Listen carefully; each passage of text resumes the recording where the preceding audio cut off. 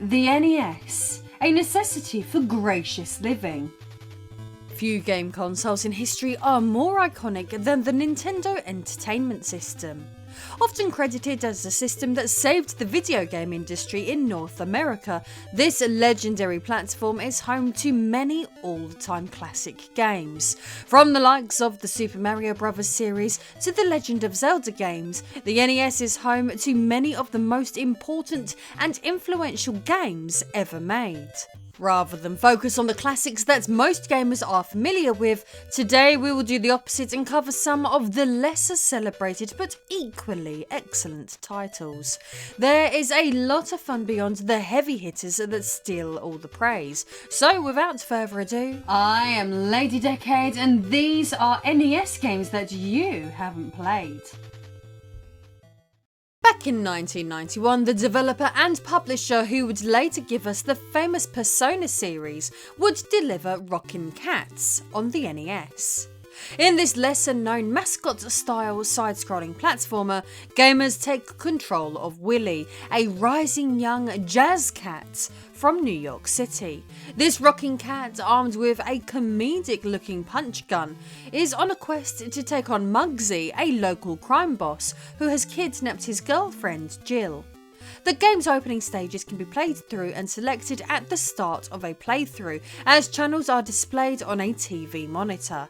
Players can buy power-ups to change the functionality of Willie's punch gun, allowing for more varied, powerful attacks. The game includes intuitive platforming and big, colourful boss battles. What's not to love about this cute, charming little game? From one cutesy side-scrolling cartoonish platforming game featuring a cat to the next, we have Felix the Cat. This 1991 game, published by Hudson Soft, allows gamers to take control of Felix the Cat, the 1919 cartoon character created by Pat Sullivan and Otto Mesmer during the silent film era of entertainment. In the late 80s, after multiple revivals over the century, Felix the Cat's first feature-length movie was planned. Sadly, a US theatre release would never happen, with the film instead receiving a direct-to-video release in August of 1991.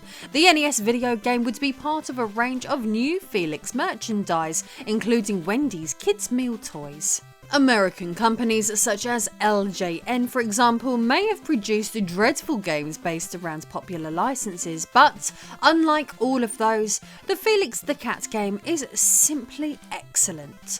On a quest to save his girlfriend from a mad professor, Felix stars in a simple platformer with bold, bright graphics that screams character. Interesting power-ups include controlled vehicles ranging from tanks, aeroplanes and submarines, to name a few. An all-around very good side-scroller.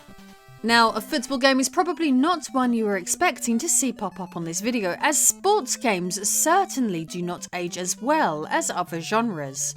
On the other hand, Nintendo World Cup is a game where we can make an exception, as although this looks like a simple football game on the surface, upon closer inspection we are given something way more special. Developed by Technos Japan in 1990, those with a keen eye will notice that the sprite work in the game looks very similar to that found in River City Ransom, the fantastic beat-em-up that functions as part of the sprawling Kunio-kun series in Japan. In layman's terms, several Kunio-kun sports titles would be released that were sold under more generic titles in the West, such as Super Dodgeball. Nintendo World Cup is different from your basic football game. Like in River City Ransom, you can kick the crap out of your opponents as much as you like. This is a beat-em-up football game. Fouls are never punished, cartoonish super shots can be pulled off, which differ from team to team, and different surfaces mix up the gameplay further. This game is ridiculous and deserves your attention. Dragon Spirit: The New Legend, developed by Now Production, is a shoot-'em-up for Nintendo's humble 8-bit hardware. This remix of the 1987 arcade game reached North America in 1990 and differed from most games in the genre, as you control a dragon shooting your way through vertically scrolling stages rather than a spaceship or aircraft like you would in most. The game contains 9 worlds to explore as our hero makes his way to a parallel universe known as the Evil Palace, where the final boss awaits. Like many of the games we are highlighting today, the game features beautiful graphics displaying stunning environments that bring out the best of the basic NES. So if you want to play a shoot 'em up with spirits, Dragon Spirits may be the game for you. Kickle Cubicle, developed by IREM, is a fun puzzle that debuted on the NES in 1990. Playing as our protagonist Kickle, you must travel through 4 lands of a fantasy kingdom. Through this adventure, puzzles must be solved on several frozen islands. Kickle must take advantage of his freezing breath ability to turn opponents into ice, which can be kicked into the watery depths to create walkways so gamers can progress. This cute yet stylish affair contains many stages to beat, with the escapades including huge bosses that must be taken out. If you look around, this game has its fair share of fans amongst the NES diehards, but that doesn't mean this one doesn't deserve a little more mainstream attention for its fun and high quality. Perhaps more celebrated for its place in the smaller TurboGrafx 16 library, Jackie Chan's action kung fu can also be enjoyed on the NES. Developed by Now Production and published by Hudson Soft, this game arrived on Nintendo's 8-bit hardware in 1990. As the title of the game suggests, gamers can take control of Jackie Chan within an action kung fu adventure. Like many games on this platform, it takes a leaf out of Super Mario Bros. Playbook by functioning as a side-scrolling platformer. Playing as the world famous actor and martial artists, gamers brawl their way through several stages, taking on terrifying enemies like frogs. Well, I mean, some frogs can be deadly. The poison dart frog has enough poison on it to kill 10,000 men. So maybe Jackie needs a little bit more careful kicking around them. By dispatching those and other enemies, Jackie can collect orbs, allowing for powerful special beam attacks. This is overall a very decent game, far better than what most would expect from a title carrying such a ridiculous license. Crystalis is a solid 1990 role-playing action-adventure game produced by SNK. This was one of the best games in its respective genre on release, featuring a high-quality soundtrack, advanced graphics, and an elaborate plot. Played from a top-down perspective, one action button can control your sword while the second is used for magic powers or items from gamers' inventories. Equipment can be procured and attached to boost stats, and enemies can be defeated to gain experience points to further level up and buff up stats. One of the game's more unique features is the inclusion of 4 elemental swords that must be gathered throughout a playthrough. These are imbued with elemental powers, making each unique and valuable when dealing with specific situations. In 2097, in a post-apocalyptic world, the whole story takes place after the end of the world, which, according to this one story, took place in the futuristic year of 1997, after a nuclear war wiped out humanity. This game proves that there is more to SNK's gaming legacy beyond Metal Slug and the company's countless fighting games. Back in 1992, North America received Wacky Races.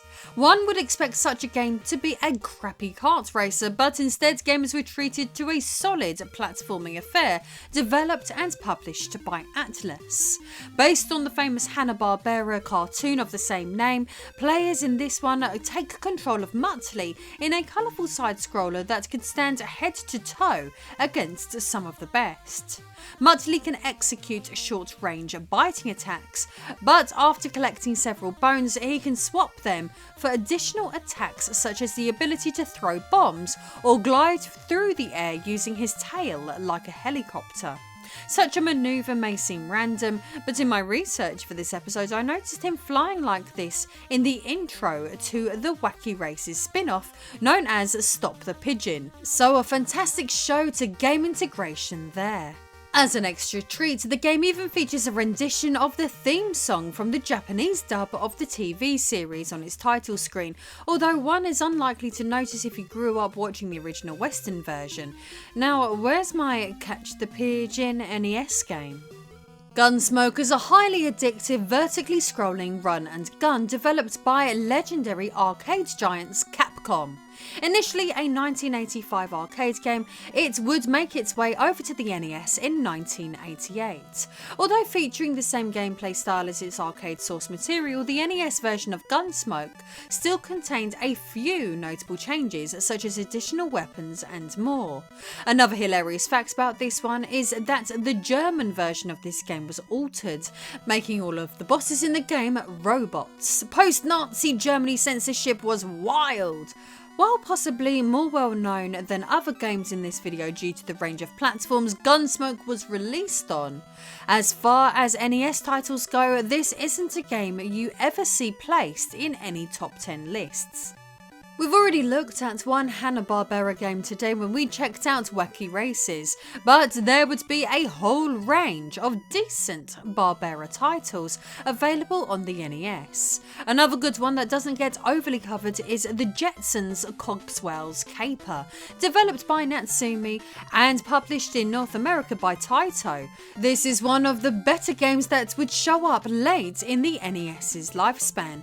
Cogswell's Caper, released in the US as late as December 1992, sees players take control of George Jetson, who has been ordered by his employer Spacely Sprockets to stop Mr. Cogswell's profit-making schemes.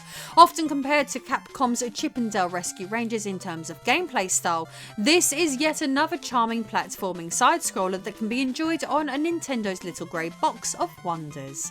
You can enjoy the retro-futuristic world of the Jetsons on the Retro NES, thus delivering an retro-futuristic experience. What more could you ask for? Adventures of Lolo 3 is the third installment in HAL Laboratories' Adventures of Lolo trilogy. This final NES entry in this puzzle game series is the most refined of the lot, delivering the best Lolo gameplay experience. Stages in these games see your character collecting several hearts required to open a chest, collect a gem inside, and complete each screen area. This is easier said than done though, as obstacles must be navigated and enemies must be neutralised.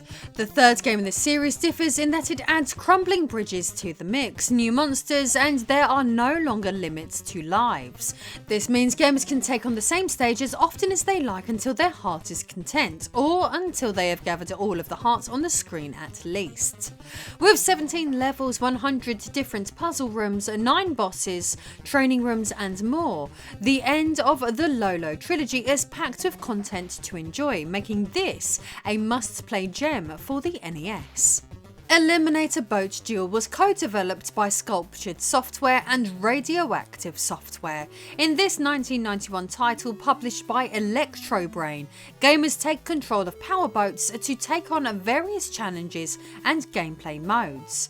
This includes powerboat races, time trials, and even rescuing stranded people. Completing such tasks can result in cash bonuses, which can then be spent on pimping your ride, improving your powerboat's performance and competitiveness.